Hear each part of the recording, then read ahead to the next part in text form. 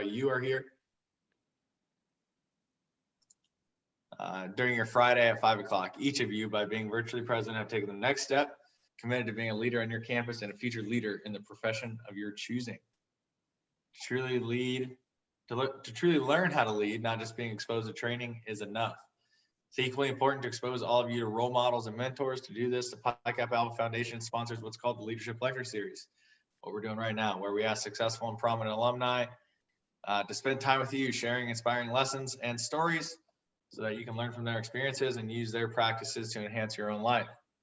And so today I have the pleasure to introduce you a 1997 initiate of our Beta Omicron chapter at the University of Oklahoma, Chris Kannady. Chris currently serves as a representative in the Oklahoma House of Representatives with an amazing story spanning back to his time as a chapter leader. Chris serves as the State of Oklahoma Alumni Association president and served as chapter advisor through the rechartering for Beta Omicron chapter. Chris, I go ahead and give it over to you. I will be fielding questions, so everyone here involved, I encourage each one of you to ask questions through the Q&A box. We'll be monitoring it throughout the duration of the presentation, and let's interact tonight. Chris, I hand it over to you, man. All right, thanks, Casey. I appreciate it. If there are questions, if you want to interrupt me, please interrupt me, and let's get the questions in. Those are important, probably more important what I have to say, frankly. So Casey asked me to do this, and I think that it's important to get, as he said, the real world battles of what we do as Pikes. And I come from a background which some of you will probably appreciate. Some of you might not be as similar, but you'll get what I have to say. So I went to a rural school in southeastern Oklahoma, had 42 in my graduating class, and I had to make the choice when I left to go to a junior college school or go to the University of Oklahoma. The University of Oklahoma is not, the biggest school in the nation, but it is what it is. I got there in 1997, joined Pike. We were a small chapter. We were a small fraternity on campus. I knew, talking to the Pikes that were there, how important the issues were, and they, as we all know, had the qualities of people that I cared about. So I get initiated in 1997, Beta Omicron. My initiation number is 1690, and then I get involved. I was a fish out of water coming from a very small school, and got involved on campus, as many of you probably already are, and ended up running for student body vice president in my junior year. When I ran, we ran against the largest fraternity and largest sorority on campus. The candidate for president I ran with wasn't even a United States citizen. He is now Pike, by the way. So we ran, won the election, and a lot of things happened with our chapter over the next year. We won the President's Trophy, which is the most important, basically the highest accolade in the Greek system that you can get, as the smallest house in the Greek system. We continued on. I was external vice president. I had a lot of things going on. I did not run for SMC because I couldn't do both. So I ended up running for student body president at the University of Oklahoma, and won. Obviously, my vice president was the vice president of the Black Student Association. He was not Greek, even in the Black community. So we did that, won, and served as president for that year. I decided to go to law school, which I decided to do early on. And my first year of law school, by happenstance, or Student Government Association, which you all have, it's probably different what we have in many ways, but we have an undergraduate student Congress, and then a graduate student Senate, and then we obviously have a president. So I ended up becoming the graduate student Senate chair.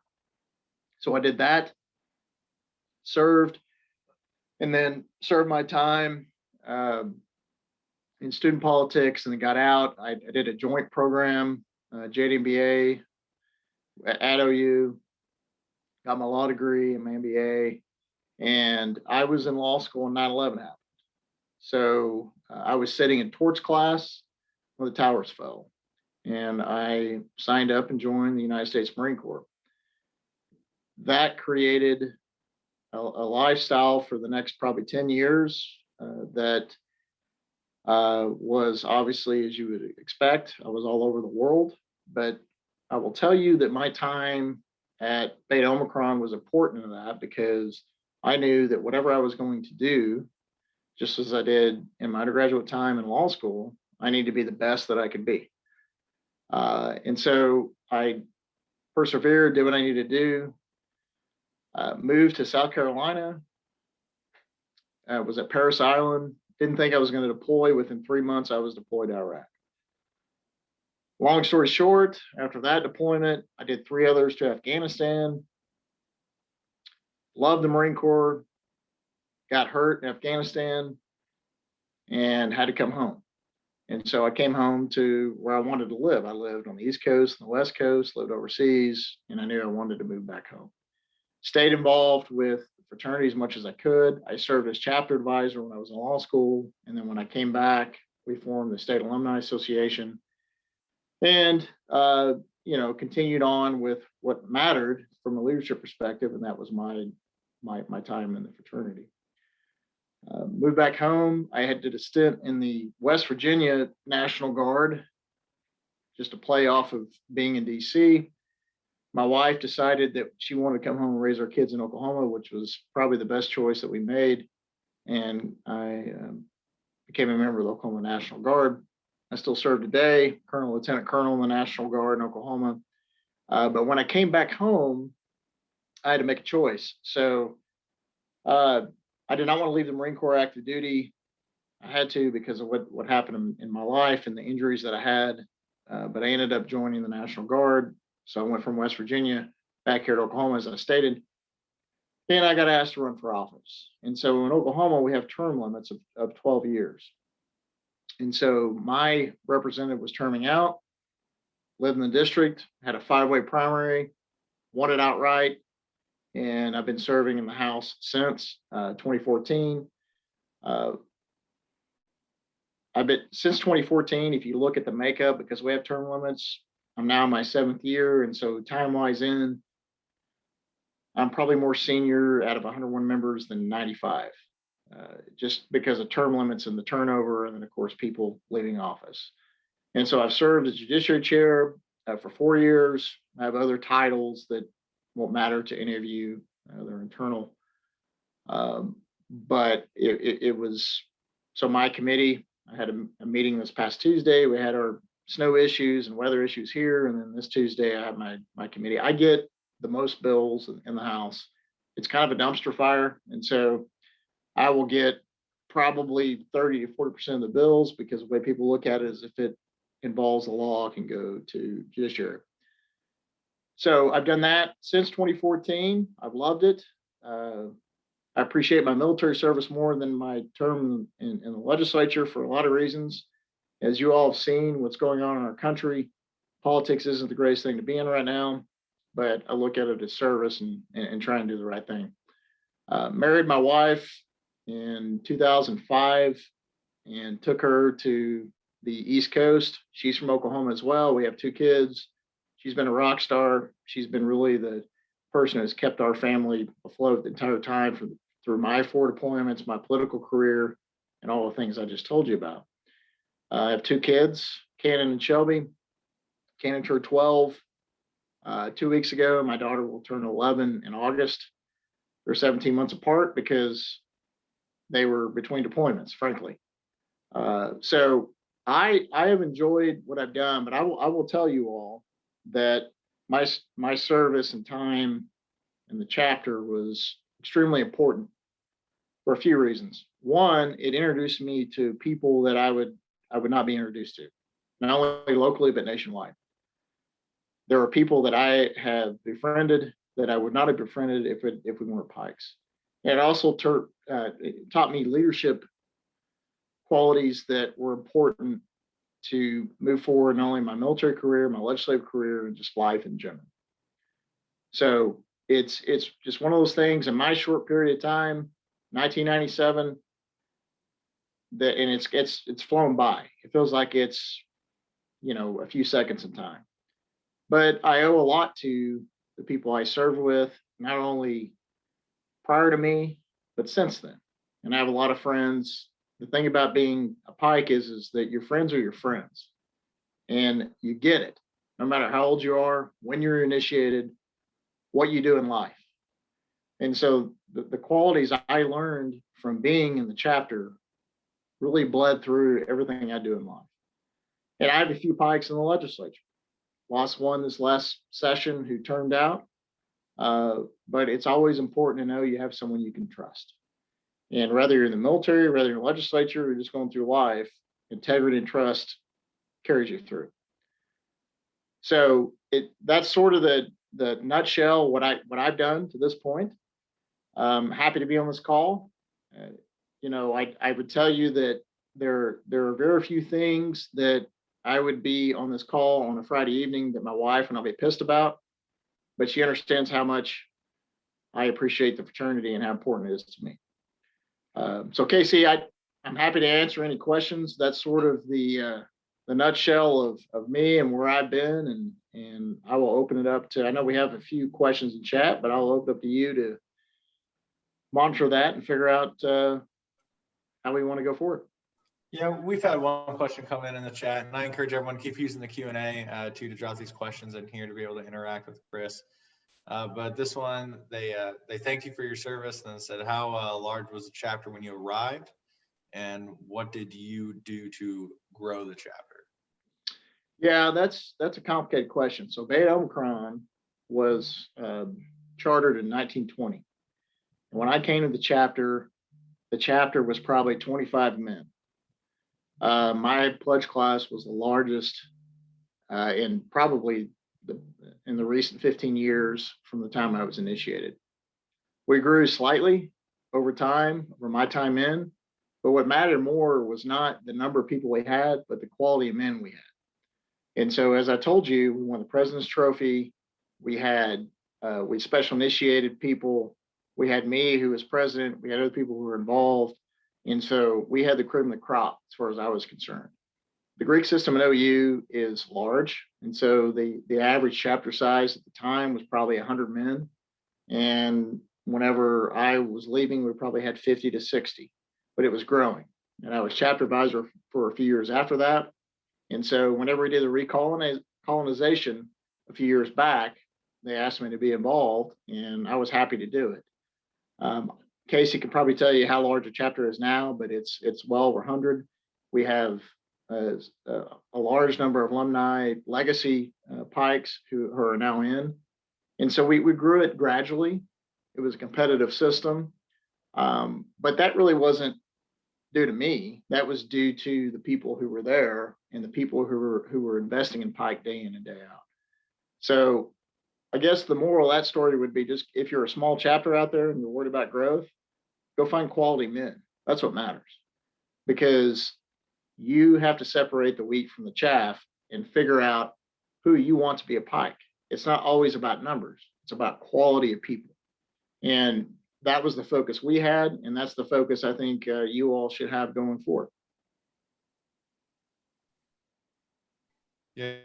That number right now on our end stands at 184 between initiates and new members. Yeah, no, it's one off the charts. It's but I'll tell you this, Casey, I owe that to the fraternity, the international fraternity too, because sometimes you have to figure out how to reinvest and move forward, and that goes to the young men who care about their fraternity, and right now, like you, Casey, who want to make these chapters grow.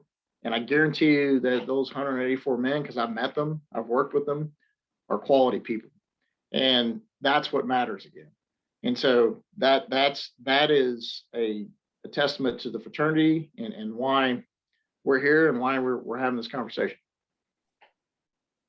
Couldn't agree more. Yes. A few more questions I've rolled in. One, you said your Pike experience helped you during your years of service, but this asking in which ways was your fraternity experience beneficial to your years in service? Yeah, so one of the things that's important to my years in service is the focus on doing the right thing and doing it well.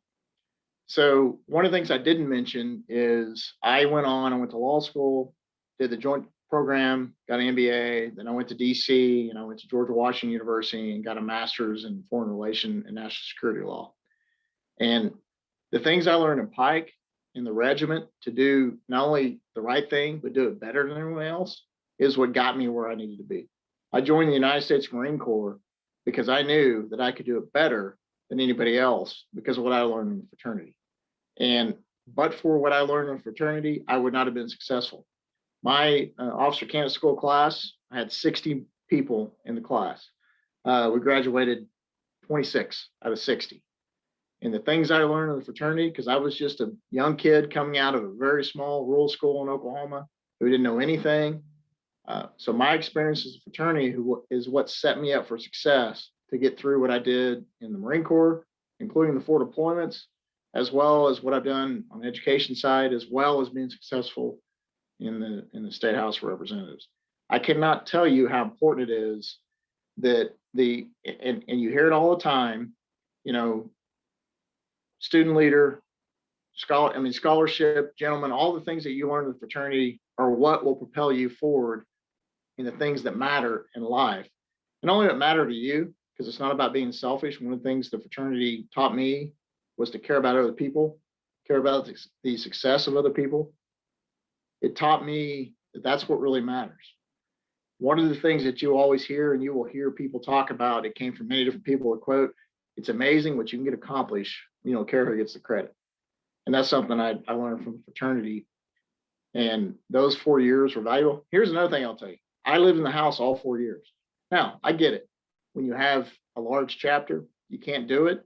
But I never once felt like I needed to move out of the house because every single day that went by, everything that happened, good or bad, it grew me because I lived in the chapter house. Great. A few more piling in here right now. What would be some of your advice to give our colonies, our newly started chapters, or those chapters that are at commuter schools? What would be some of your advice to those groups, as I assume they're looking to grow and become more successful and established on their college campus? Yeah, be picky. It's not about numbers. Find people you want to be brothers with. Find people that meet the criteria that we expect out of being Pikes. Find people that want to be involved. It's okay to, for someone who, like a commuter school, they can be involved to a certain extent and can't figure out how much they can be involved. Sometimes the best Pikes are those who come back later. One of the things we did at Beta Omicron when I was there is we special initiated 6 or 8 people.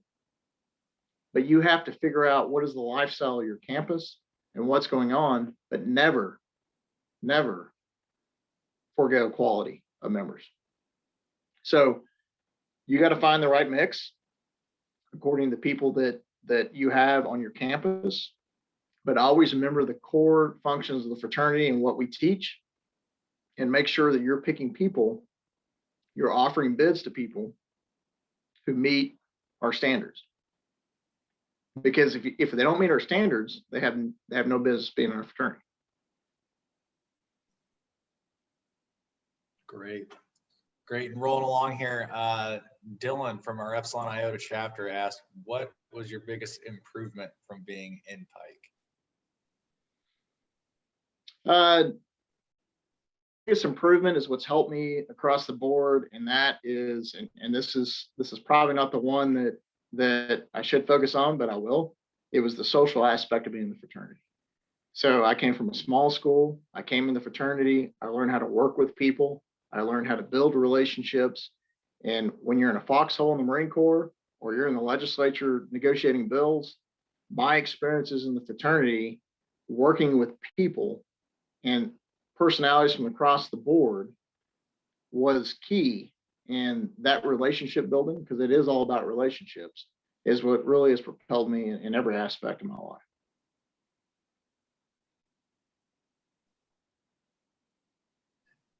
We had someone else just comment on how long you've been in leadership right now for the Oklahoma House, and asked what made you run for the Oklahoma House to begin with. So that's a good question. I've been in, because of term limits, I've been in leadership since my third year, actually, we have a unique circumstance. We've had the same speaker since that time frame, and so it's a well-oiled machine. But I would say that, being in leadership, again, it goes back to my experiences as a fraternity and understanding and knowing how to work forward and make decisions. One part about leadership is this: your yes is a yes and your no is a no. You have to be honest with people. You have to tell them the issues, what you care about, and where you think it should go forward. And some of the times, whenever you're in leadership in the fraternity, you have to make those tough decisions. If you're an SMC in the fraternity, you're not going to make everyone happy. You're not going to do that because you have to make the decisions that's in the best interest of the whole, and not you or your friend or his friend. And so making those tough decisions, moving forward, understanding your integrity matters, which I think the fraternity teaches you, have been key to me being successful in the State House. I've enjoyed it. I continue to do it. And we'll continue to do it until probably my wife says I can't do it anymore, or I term out. But I believe that one of the things, and my Pike experience and my experience in the Marine Corps has kept me straight because of my integrity, and my yes is a yes and my no is a no.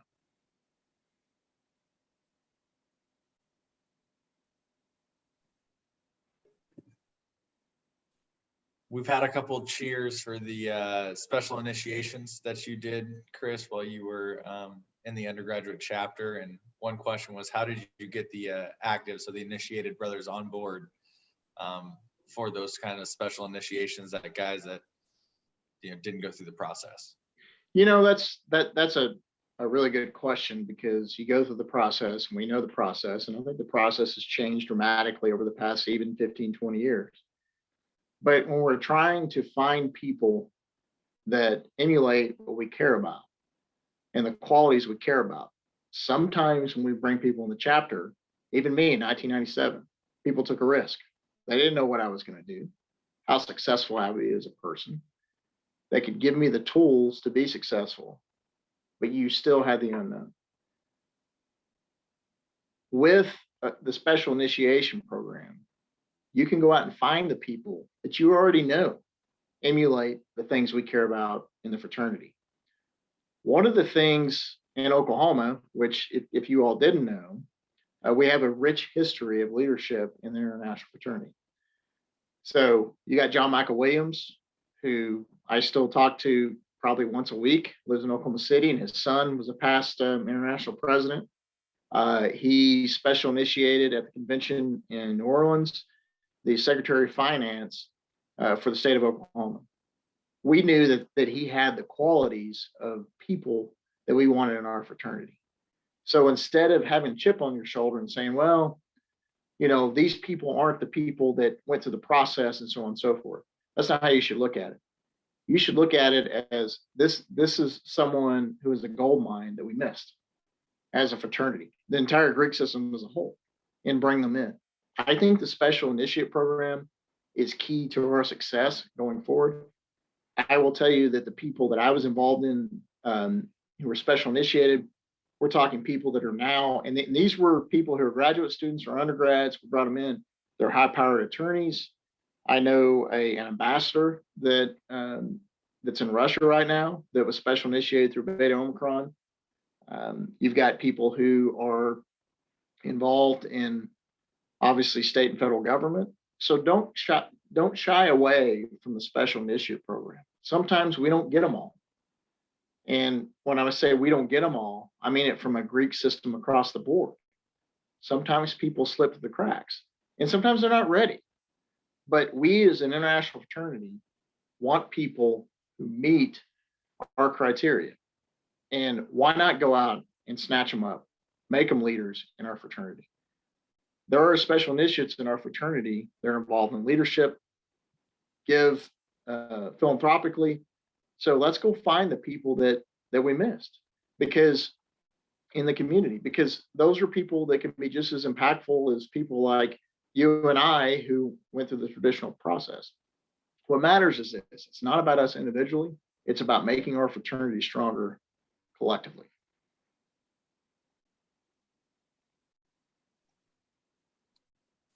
I like that very much. Chris, you've given us a lot about your story, and it's a remarkable story, but someone had the question of how would you say that fraternity has helped you develop as a father? Well, that's actually probably the best question I've heard so far. So, as a father, I had a great upbringing. I lost my dad when I was in Iraq. He died in a car accident, and that's a tragic story for another day. But what it does for me is it gives me a foundation of what I expect from my kids. And people have those on the outside, but image of what fraternity life is.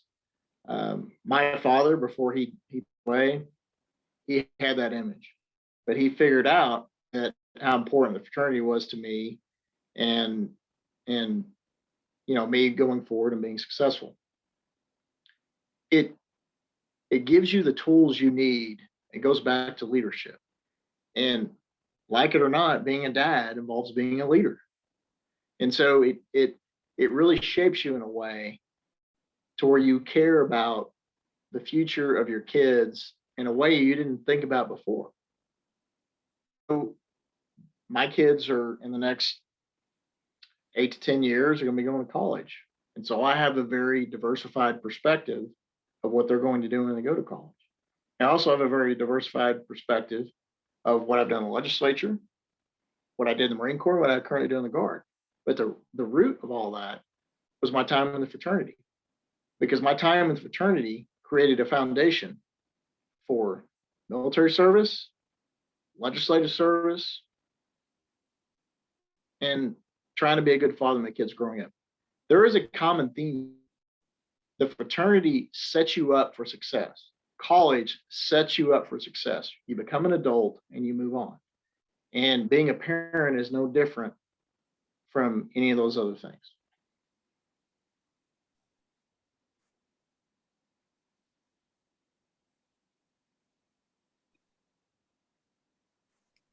That would be great. Yes. Another question that we had come in is, what would be your advice to graduating seniors about getting involved as an alumni once they graduate? Well, I'll tell you this: don't become chapter right out of undergrad. I did that. I was in law school. I think you need some space, and I think the chapter advisor should be someone who's went out, lived some life, and can hold people accountable. Because no offense to you all, but I was a knucklehead at one time, undergrad. I did the things I did. It's unfortunate that you guys have social media and everything's on video. But take some time away before you become a chapter advisor. As far as being involved as an alumni, get involved immediately. Work your way into it. Figure out how you can stay involved. I met Casey. He's brought me in. I had some time away. I was on active duty for 6 months this past year, dealing with the coronavirus. So I got activated as one of the people who were dealing with the emergency that our state declared. But try to stay involved. Make sure you read the Shield and Diamond. Pay attention to what your chapter is doing. Pay attention to what your region is doing. Remember what Pike stands for, and remember that some of the basic skills that you have learned to be successful when you leave, as scary as it's going to be, is because of your service in the chapter and what you did. And just never forget, there will be a time in your life where you'll be able to be more and less involved. Always be involved. Always pay attention. Always have connections with your fraternity brothers, either before your time or after your time. Care about who you know who are Pikes. Build relationships with them. Because what you'll figure out is this: you're more alike than you are different.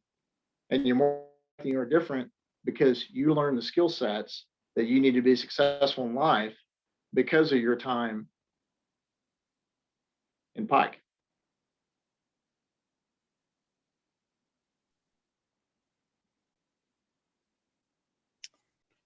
A little bit imaginative question here, but if you could relive one of your Pike experiences, what would that be? What would that look like?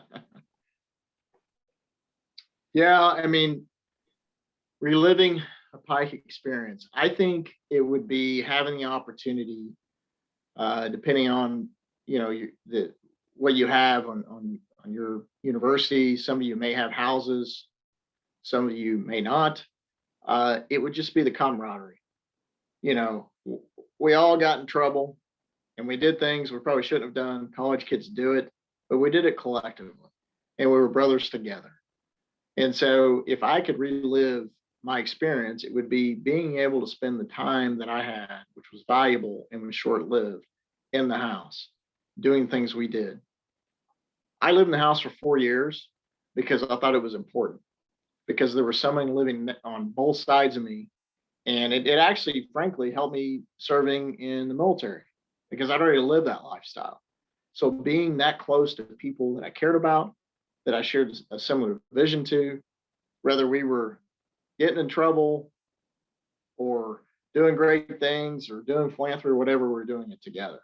And that's something I miss because you don't have that. And when you quote unquote grow up and you have a family, you don't have that camaraderie because you're not spending time. We all grow up and our lives move on. And so just having that time together in the fraternity house, collectively trying to do the right thing, collectively trying to be successful, not only personally, but in totality as a whole. That's one of the things that I would relive every day because it molded me as the person I am now.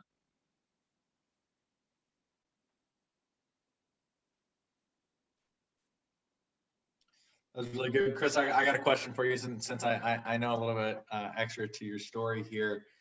In 2017, you were asked to step up and become a chapter advisor for a newly formed group, or a group that was forming at Oklahoma, your alma mater. What clicked inside you to know that it was your time to step up and give back as an alumnus volunteer?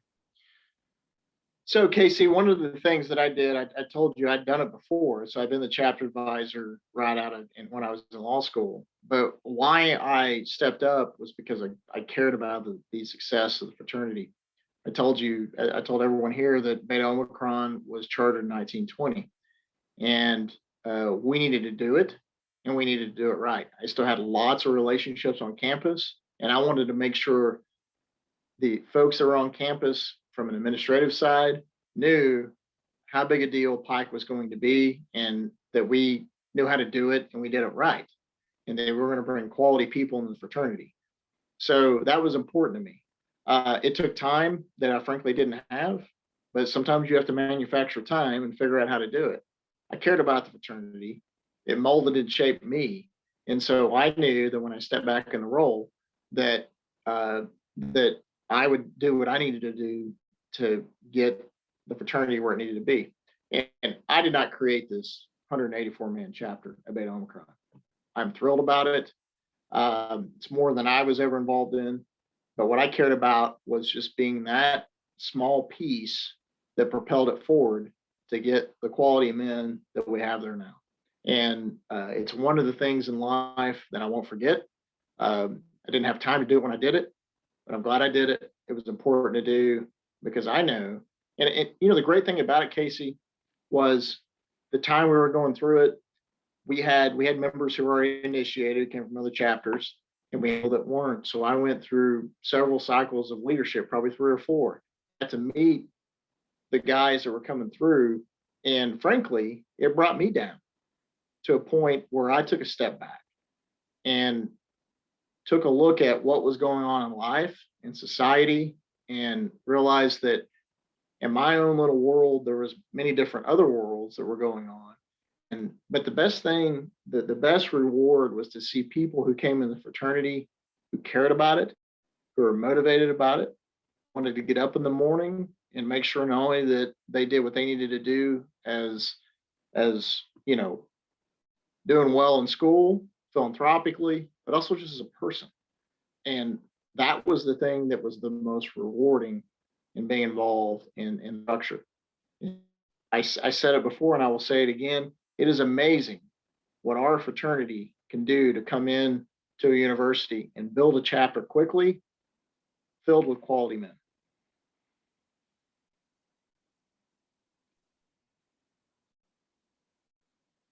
We got one more question. I know we got time for some others too, but we got one more right here. It's not necessarily Pike related, but they were interested in how you juggle being active and being a representative also, and what happens if you're needed simultaneously. It's miserable. I ran into that issue. So the only thing that was a saving grace, I'm from southeastern Oklahoma, little town called Savannah, without the H because we can't spell in southeastern Oklahoma. But when I moved back to Oklahoma City because I could get to the airport fast, and I was still doing what I was doing on the military side. But I live 15 minutes away from the capital, so it allows me to manage my family time as well as my legislative time. But I will tell you this: I spent 2.5 months serving as not only a legislator but on active duty. And there were many times where I was going back and forth. We had key votes. We were trying to keep the economy going. We were trying to manage the virus. And I would do 4 or 5 wardrobe changes a day. We have requirements on the House floor to be in a suit and tie.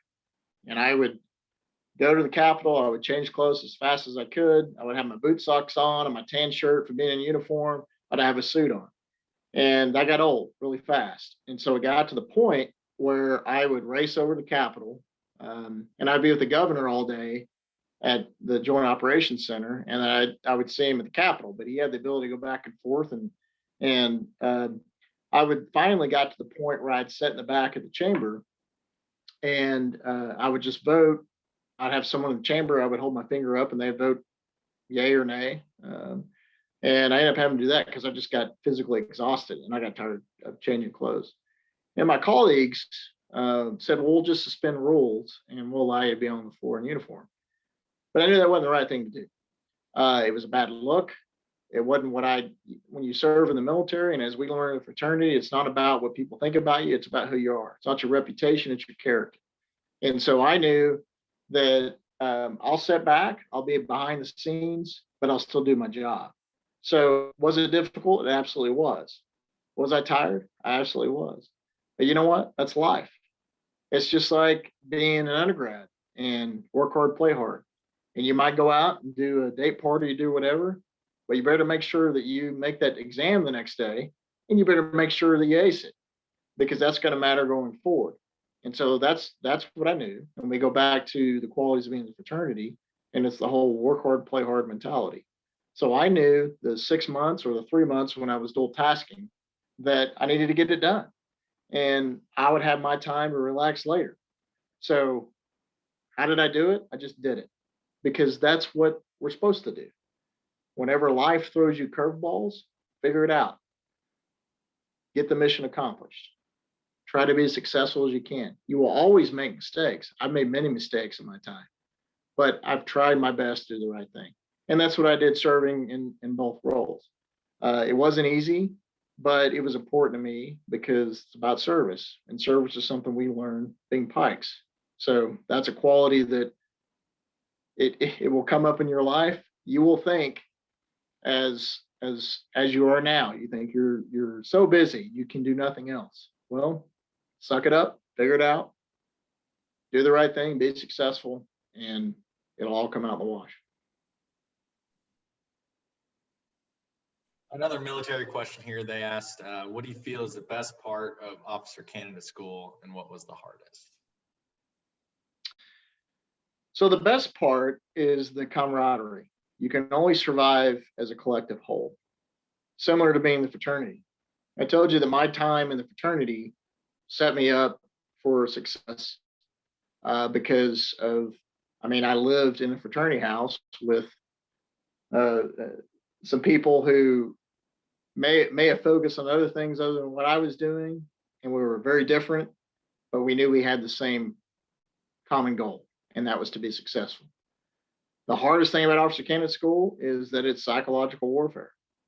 So, you are stressed physically, but the biggest thing is you're stressed mentally. And so as strong as you think you might be mentally, they will stress you out even more. So whether it be sleep deprivation or putting you through the ringer on live or die situations or the physical aspect of it, it really is psychological warfare. But if you're dedicated and you learn the importance of that, being a Pike, and you strive for a common goal, you'll be fine. But there are many people in life that can't cut it off candidate school, but there are many people in life who can't be Pikes, and so it sort of is all the same thing.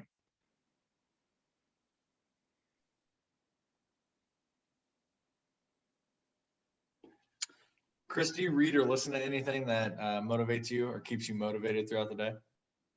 I read some books. I'm currently reading a book about John McCain's biography. Many of you, if you don't know about John McCain, he went to the Naval Academy. He was a prisoner of war. His dad was an admiral, but he was last in his class to the Naval Academy. So we're not all perfect. We're not all successful 100% everything we do. But I try to read books. This is boring, but the book I have on my desk right now are Robert's Rules. I have to brush up on that from time to time, right? And so I've got a book here that I actually helped write dealing with the judiciary in Oklahoma. And there's a New York Times article back in the 1960s that talked about we had the most corrupt and worst judicial crisis in the history of the state of Oklahoma. So what I try to do is focus on history and read what I can. I don't have a lot of time, but it's important. And what I do is I hear people talk about people that are much more important, much more busier than I am, who still try to read and become better in what they're doing in lives. My commander wrote an article, or asked me to write an article about what's going on politically, but not being political. And it took me a while to think about it. So I wrote an article about how many times in history has the United States been 50-50 in the Senate, which if you didn't know, it's been 3 times. And it's a fascinating story, each one of them. So I try to stay on top of what's going on. I'll tell you what else I do, Casey. And other than my family is obviously most important, I've always had a love for old cars. So when I can, I'm in the garage turning wrenches. That's my time away from the stress that I have. And I will tell you all, as much as I'm saying on this call, how important it is to always be 100%, learn the qualities of the fraternity and do the things you need to do. You have to figure out what your stress reliever is. You have to figure out what keeps you at a high op tempo. So I can pull other things off my desk that weren't planned on this phone call.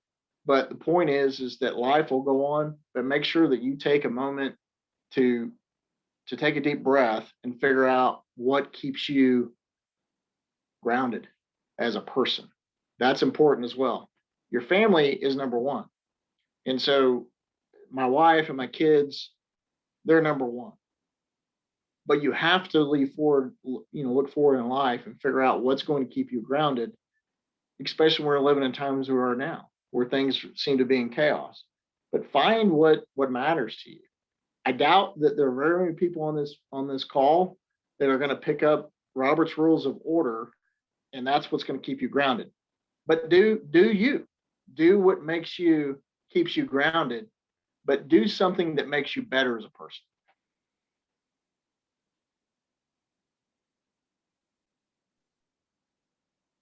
Yes, thank you for that, Chris. I'm not seeing any more questions here in the chat. I know we're getting close to that end time limit here. And unfortunately, I don't have any more questions for you either. So, but Chris, I wanted to really thank you for taking the time, be able to chat with our attendees that we have here today and our participants. And it's always great to see you, and I'm glad that you were able to share your story on here. Well, I appreciate it. I'm always happy to do it. Casey, come see me. You're just right down the road from me. I'll be up. All right, come see me. But no, listen, fraternity life and what we do as Pikes is important. And I'm always happy to share even on a Friday evening. because this stuff is important. And I look forward to, at some point in time, whoever was on this Zoom call watching their story and their lecture, because I know there's someone on this call, or many of them, that are going to be doing great things just like you and I, Casey. So thanks for everyone who listened in. And Casey, thanks for your time. You bet, Chris. Take care.